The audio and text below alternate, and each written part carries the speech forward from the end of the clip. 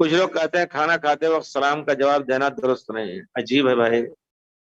اس بارے میں کتاب سنت کی روشنی میں کیوں درست نہیں؟ سلام کوئی گندی چیز ہے؟ ہاں، پیشاب پیخانہ کرتے ہوئے سلام کا جواب نہ دیجیے. پیخانہ کرنے کو تو منع ہے، اور پھر لوگ اسی کو دونوں کو ملا دیا کس طرح. یہ ایک چیز ہوتی ہے عام طور پر لوگوں کی پھیل جاتی ہے بات لوگوں میں.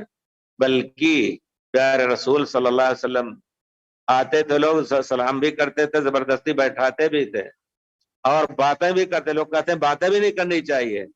حضرت ام سلمہ کے لڑکے تھے عمر، پیارے رسول، ان کا ابو سلمہ کا انتقال ہو گیا تو یتیموں کو اپنے پاس رکھ کر کے پیارے رسول نے ان سے شادی کر لی.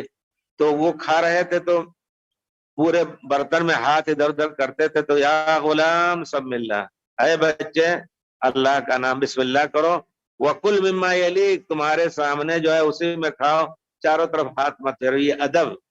ہاں، اگر کھانا مختلف قسم کا ہے، پلیٹ میں یہاں مچھلی رکھی ہوئی ہے، یہاں تuna رکھا ہے، یہاں گوشت رکھا ہوا ہے، ٹھیک ہے بڑھا سکتا ہے. لیکن جب ایک ہی قسم کا ہاتھ ہے تو اس میں پنڈبی مارنے سے کیا فائدہ؟